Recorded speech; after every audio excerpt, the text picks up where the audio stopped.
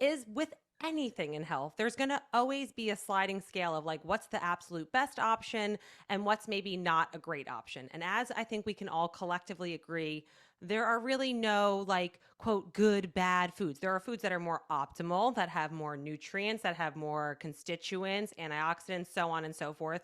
But everything on some level, unless you're going and like milking the cow yourself in the fields of Italy and like can see it down the road, like is processed. So that word is not even like a part of the conversation anymore.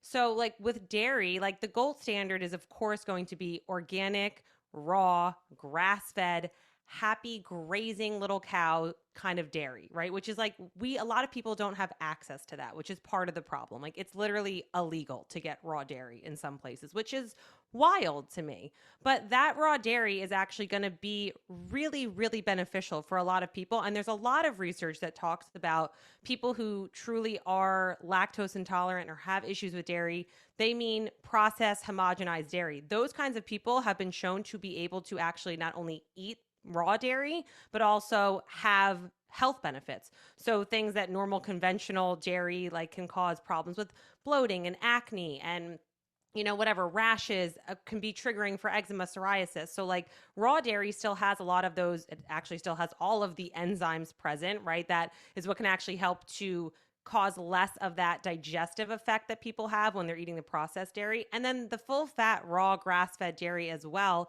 you're getting all of the fat soluble vitamins, A, D, E, and K. And then, I always joke, like, I'm like, when do you see a low fat cow hanging out in a field? You don't. Like, they're all the same. And cows aren't like, like they're eating grass, playing in the sun. So, like, you're getting all of that from them as well. So, like, there's a lot of benefits, not only, like I said, from like the enzyme perspective and actually helping digestion and getting all those nutrients, but it can be less problematic for people. When most people have problem with dairy, it's the conventional dairy in America, which has been, processed, quote, processed, homogenized. They've removed all the fat. So now they're adding in sugar, like story as old as time. Like we know all this stuff. That is when we're seeing problems with more people. So if you're going to have dairy, to kind of sum up, like organic raw fat would be, like the gold standard. And then if you can't get like raw dairy because of where you live or whatever, then at least at minimum try and get like organic and pasture raised grass fed if you can, and really try to stay away from,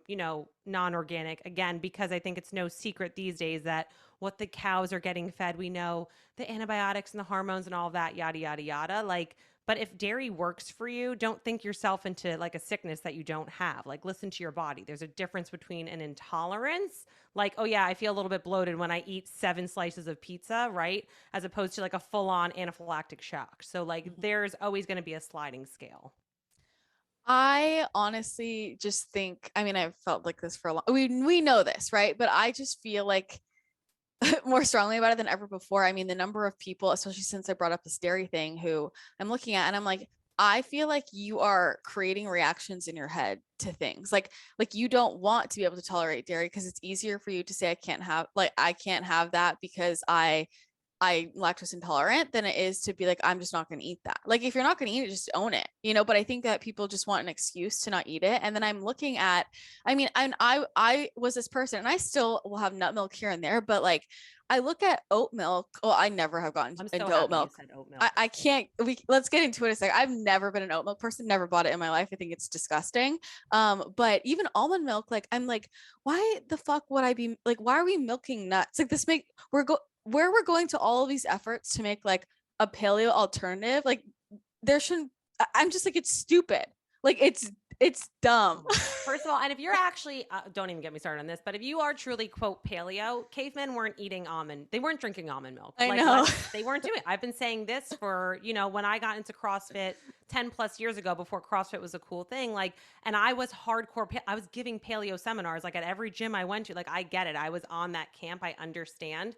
I think part of it is psychological of, again, we want to feel like we belong to something. And it's this same dialect that we speak or language of like, cool, you don't eat dairy and you don't eat this and whatever. But again, it's always about like looking at the bigger picture. Like, okay, to your point, like almond milk or oat milk or whatever, go and look at those ingredients. Or people who are so concerned with the environment, as we should be, and all the problems we have going on. Like, do you know how many almonds it actually takes like to make a carton of almond milk? Like, there's also waste there. So it's like when you're adding in whatever, all these hydrogenated oils. The same thing with all these like Beyond Meat burgers and all that like fake garbage. Like we have to really start going back to the basics of being label literate and like looking at the ingredients. And what I used to always tell nutrition clients was like, you should be able to identify your plate and number one, point out where everything came from if you're truly quote paleo and list the ingredients. So like people, for instance, who give like rice and potatoes a hard time. I'm like, what are the ingredients in rice?